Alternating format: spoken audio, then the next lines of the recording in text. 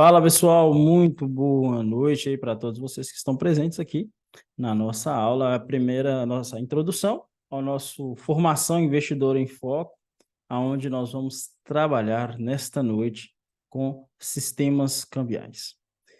Pessoal, eu quero deixar claro nesse momento agora por que essa aula está sendo deixada disponível no YouTube, tá? Então, está sendo disponível essa aula de introdução, ela vai ficar liberada no canal do YouTube para que vocês possam ter acesso. Agora, quem quiser ter acesso à segunda aula, que é o segundo módulo desse capítulo que nós estamos fazendo, onde nós vamos falar sobre a introdução de padrões cambiais, e a segunda aula, que é onde nós vamos falar sobre as operações cambiais, então como se faz essa operação cambial, principalmente no dólar futuro, tem que ter acesso ao nosso treinamento Formação Investidor em Foco. O link está na descrição do vídeo, então vocês podem estar acessando e fazendo a inscrição e vindo participar, e vocês terão acesso às aulas, inclusive a aula fica disponível lá para quantas vezes você quiser repetir a visibilidade dessa aula. Por que o assunto cambial essa noite? Por que nós estamos trazendo aqui junto esse assunto que é de extrema relevância? Bom, primeiro fator é o seguinte, nós temos tido dólar para cima, nós temos tido esse futuro dólar para cima, e nós temos tido índice para baixo, né? Nós temos tido também a intervenção do governo na Petrobras, aonde a Petrobras tem segurado os preços dos combustíveis fora da paridade nacional dos preços. E esse filme a gente já viu em 2016, primeiro mandato da digníssima Dilma Rousseff, a sabedoria em pessoa, que está comandando o BRICS hoje, que naquele momento ela deu início à introdução de uma crise importante no nosso país. O que é que nós podemos deixar também com relevância? Nós temos que entender o fluxo monetário, o fluxo do dinheiro, para onde o dinheiro está indo, tá? Então, isso é extremamente importante, é entendermos para onde o dinheiro está indo. Quando nós conseguimos entender o porquê da defesa monetária, o porquê da defesa do dinheiro, aí nós conseguimos perceber a relevância e a importância de se compreender quais são as moedas utilizadas para defesa e quais são as moedas que são utilizadas para captação dentro do mercado financeiro. Então, que nós possamos ter essa abertura de mente, tá? Então, beleza, você que está assistindo a gente pelo YouTube nesse vídeo, deixa seu like, compartilha esse vídeo para que mais pessoas possam ter acesso a esse conteúdo, para que mais pessoas possam estar cada vez mais preparadas para atuar dentro do mercado financeiro, tá? Vamos lá, então, o primeiro momento que eu quero deixar claro para vocês, nossa aula vai funcionar no seguinte modelo, nós vamos ter a primeira aula de introdução, onde vamos falar dos padrões básicos, nivelar o conhecimento. Teremos a segunda aula, onde nós vamos já passar as consequências do padrão ouro e do tratado de Bretton Woods, e depois disso os padrões nacionais utilizados hoje. Na segunda aula, né, nós vamos estar trabalhando com operações em dólar, quais são os relevantes sentimentos e o que causa o estresse e o que causa a busca por segurança. Dentro desses modelos, nós vamos estar trabalhando para estar buscando equilibrar e nivelar nosso conhecimento em dólar, beleza? Pessoal, nós vamos ser o seguinte, nós temos alguns fatores que são importantes no dólar hoje para que ele possa ter relevância no cenário internacional. Não é de um dia para a noite que o dólar simplesmente tornou-se a moeda mais confiável para se trabalhar. Nós temos alguns fatores dentro do câmbio que precisam ser levados em consideração, e um deles é a negociação, tá? A negociação. Então, quando eu tenho um câmbio, eu pego ali a minha moeda, o meu produto, e eu entrego para um outro país, eu entrego esse produto para uma outra nação que tem um outro sistema, e nós precisamos equalizar isso. Então, ou seja, se eu vou negociar com a Alemanha, eu preciso ter um padrão para que eu não consiga ficar tão longe da Alemanha. Então, por exemplo, se o Brasil for negociar com a Venezuela, tá? Então, aí nós já vamos explicar para o nosso presidente por que ele não pode usar o real para ser trabalhado em todas as negociações brasileiras, tá? Então, vocês podem marcar o Lula e o Haddad para eles virem aqui nesse vídeo nosso do YouTube para poder estar assistindo e aprender um pouquinho. Então, vamos lá. O que acontece, gente? Acontece o seguinte, se eu estou negociando com a Venezuela, beleza, porque R$ 1 vai valer quanto? 1.000 unidades monetárias da Venezuela, 2.000 unidades monetárias da Venezuela. Então, R$ 1 vale muito em relação à Venezuela. Ou seja, quem perde para negociar com a gente em relação à Venezuela é a Venezuela, porque o dinheiro dela não vale quase nada em relação ao real. Mas se nós, Brasil, formos negociar, por exemplo, com a Alemanha, nós vamos negociar como? Porque o euro, ele vale praticamente R$ 6, R$ 7 hoje. Não olhei o câmbio agora para antes de entrar na aula, mas está valendo 6,70 aproximadamente. Então, e aí? Como que eu vou conseguir negociar com a Alemanha se o euro tem um valor muito maior do que o real? Como que eu equalizo isso? Então, a moeda padrão, para que a gente consiga fazer essas transações e aproximar o câmbio do outro, seria o quê? Dólar frente ao euro. Então, eu consigo as negociações, as relações internacionais utilizadas pelo Brasil, eu consigo usar o dólar, porque o dólar ele tem uma paridade, um valor igualitário na maioria das nações. Então, eu consigo equilibrar essa transferência de mercadorias e esse ajuste de câmbio, tá? Este é um dos motivos pelos quais o dólar ele é extremamente necessário na ordem atual que nós temos.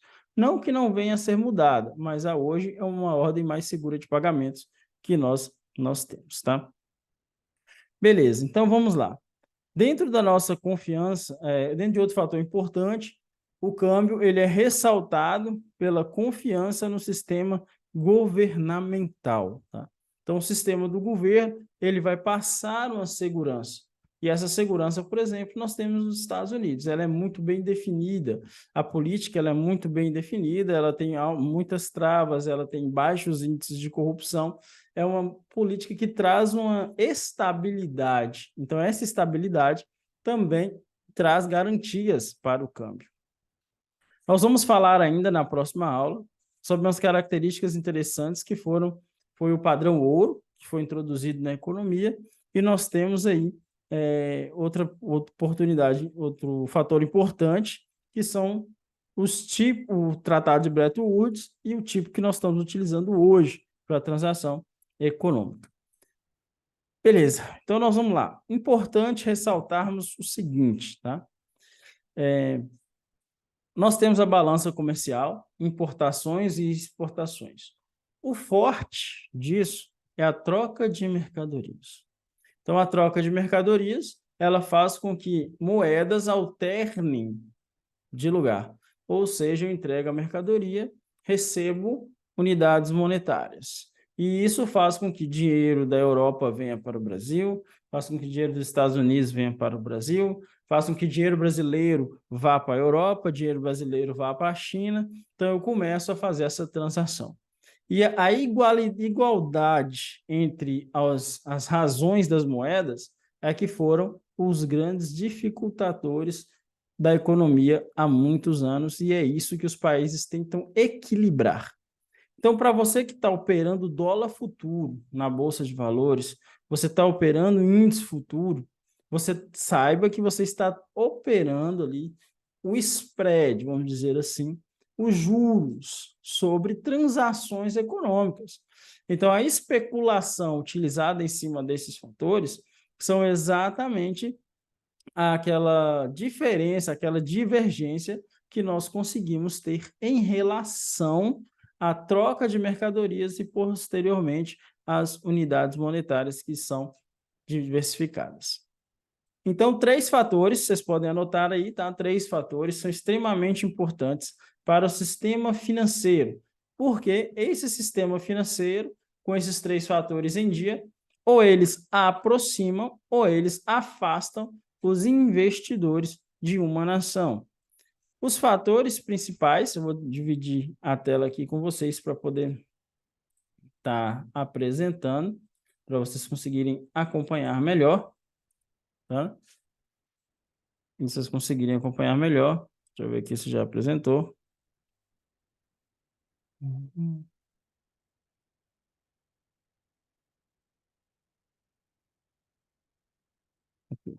Pronto. A tela já foi compartilhada, então vamos lá. Dentro do primeira coisa que nós precisamos ter relevância, que tem relevância dentro de um país, é a relação, é o câmbio, tá? O câmbio. Então, o primeiro ponto dentro do sistema financeiro é o câmbio.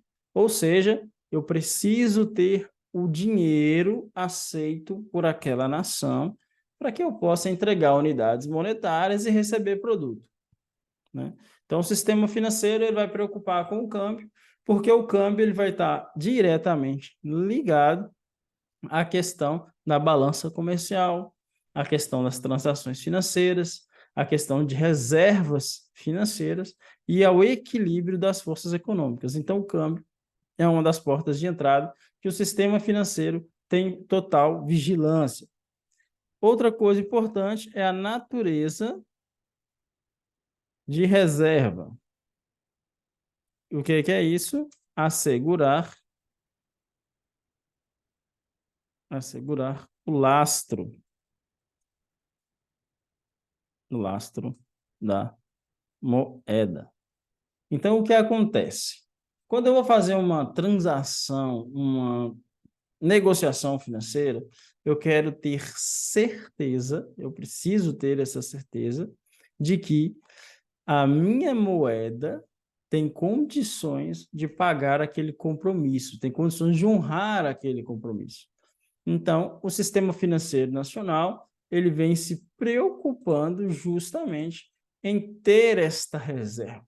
Então, essa reserva também é uma das preocupações importantes dentro do sistema financeiro nacional. Então, o investidor institucional, ele vai estar olhando o câmbio, ele vai estar olhando a questão da natureza da reserva e a quantidade de lastro que o país, que a nação, consegue oferecer, tá? Consegue oferecer para os seus credores, né? E outra coisa, que é no terceiro item, que é justamente equalizar balanços de pagamento. De pagamentos. Balanços. Aqui. Seria muita inocência nossa acreditarmos que o nosso pagamento, que uma nação, ela compra tudo à vista. Ah, vai ter bilhões de negociação, que essa negociação é à vista. Não, muito dessa negociação, ela ocorre sim a prazo, tá? Só que essa negociação a prazo, ela vai precisar de algumas garantias. Então, essas garantias que vêm a prazo, são justamente opções que os credores, que os investidores institucionais estrangeiros olham para uma nação a fim que eles possam investir nessa nação.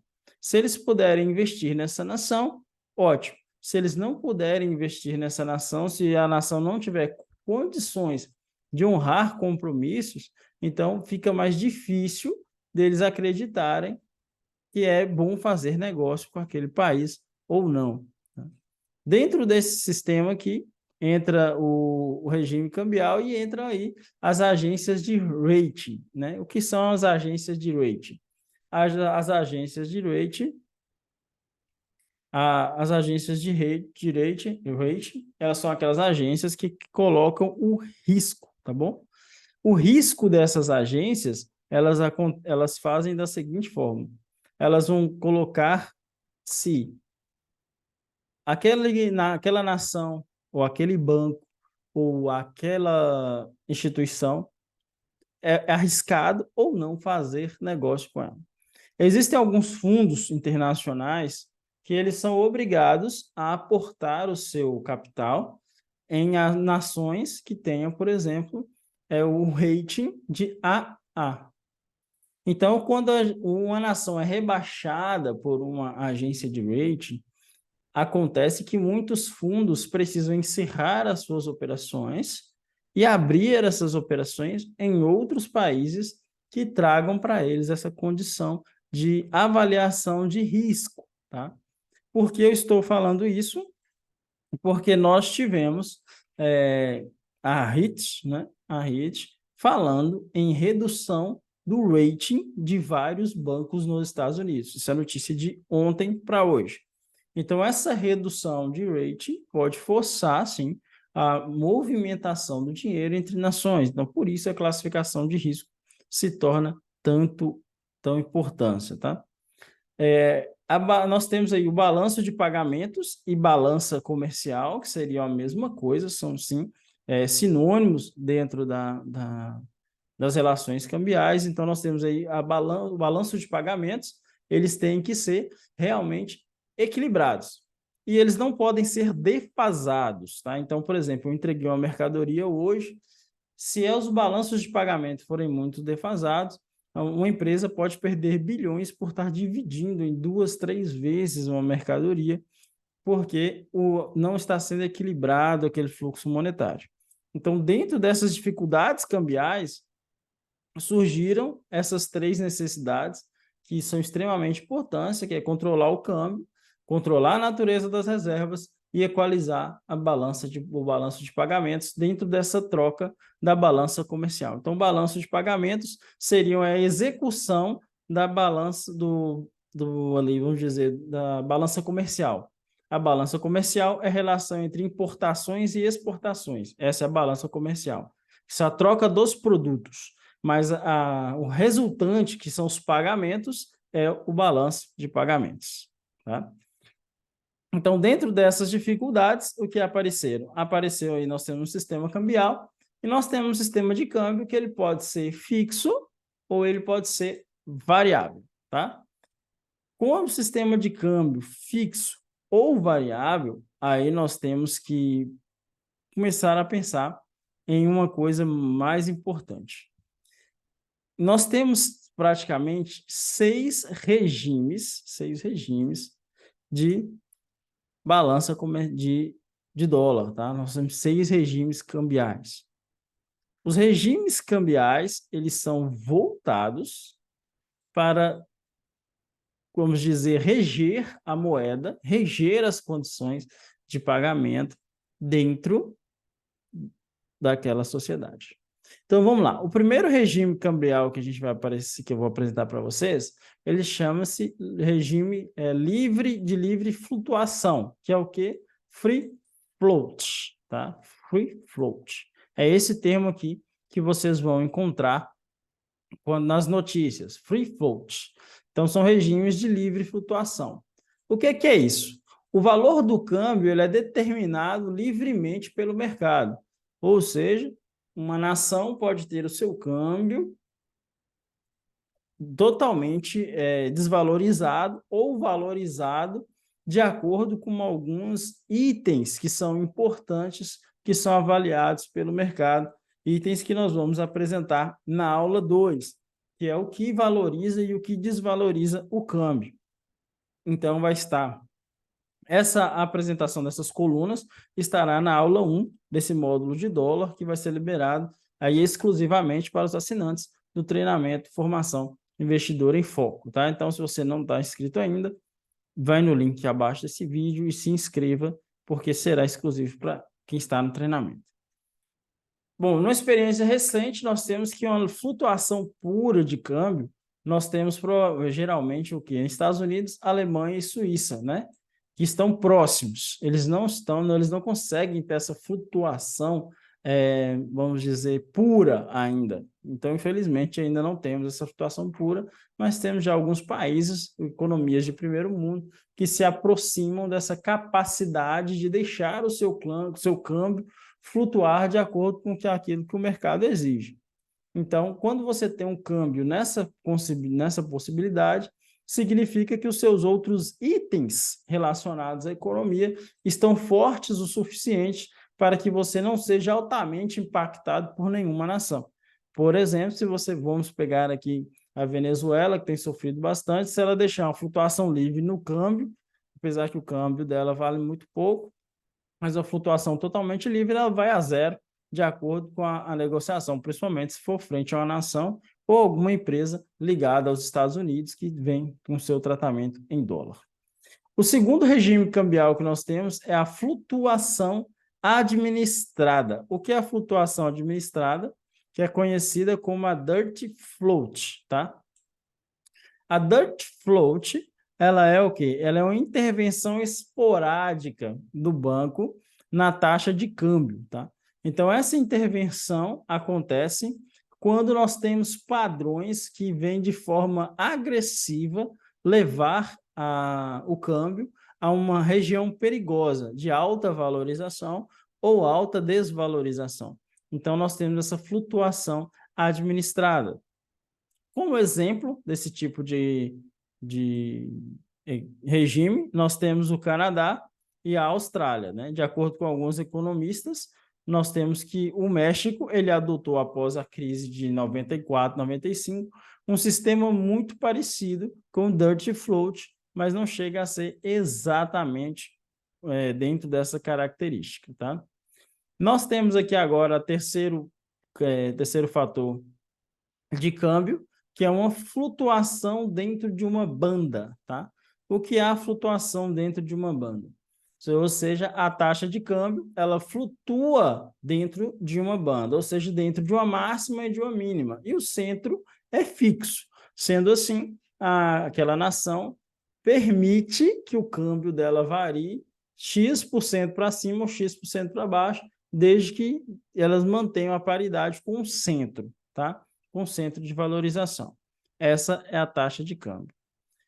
Esse mecanismo de taxa de câmbio, sistema monetário, é utilizado pelo sistema monetário europeu, né? Ele é conhecido desde 1992. Ele mostra claramente que pode ser objeto de severas especulações, muito em virtude da flutuação de banda. Então, o especulador ele sabe qual é o máximo que ela pode ir, qual é o mínimo que ela pode vir dentro da sua flutuação. Então, vamos dar um exemplo.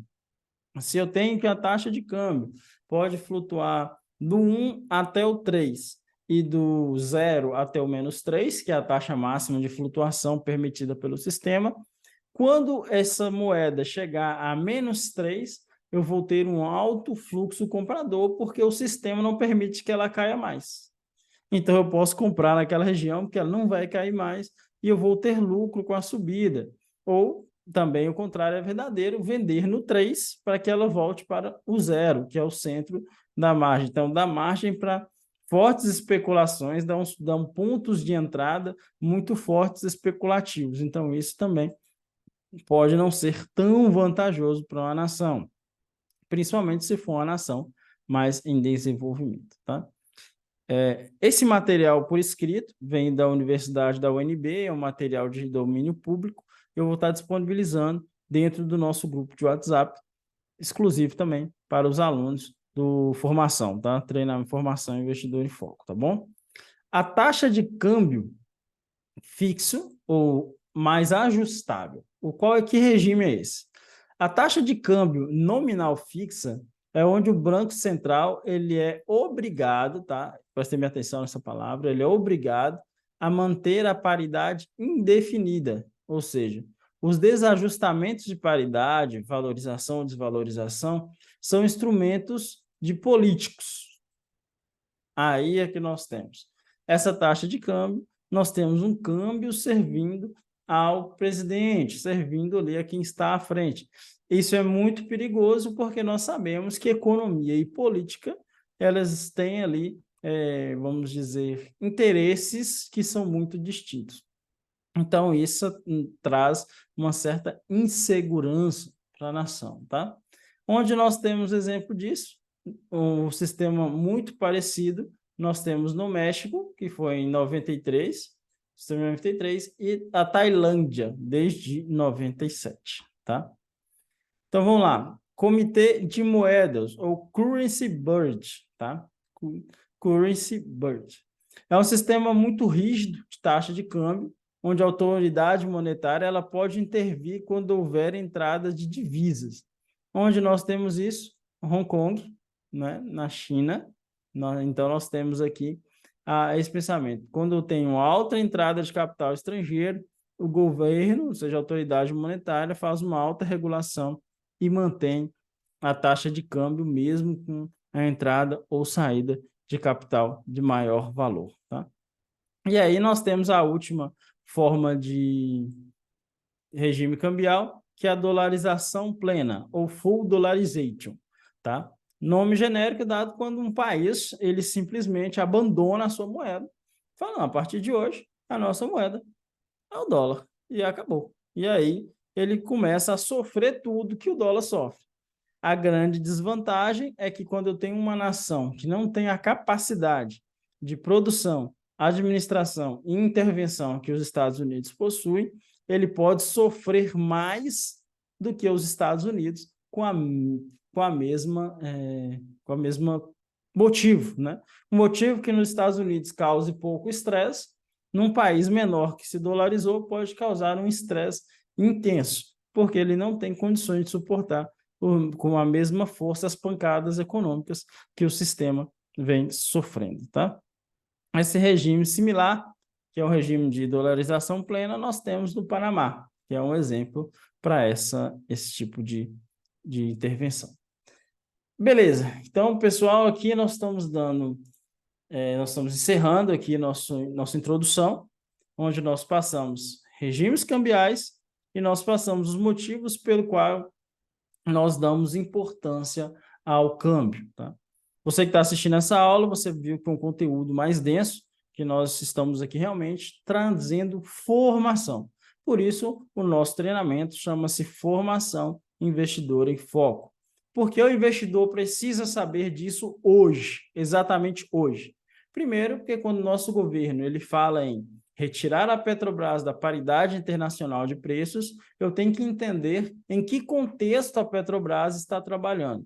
Então, eu tenho que compreender como as relações comerciais vão funcionar se o meu preço não está na paridade internacional. Então, eu começo a trabalhar fora de uma zona de liquidez. Sendo assim, você pode ver como, por exemplo, nesse exemplo da Petrobras, sofremos já este ano. A Petrobras já reduziu no ano 48% da sua lucratividade em relação ao mesmo período do ano passado. No último trimestre, o balanço reportado pela Petrobras teve uma queda de 24% na sua lucratividade em relação ao mesmo período do ano passado.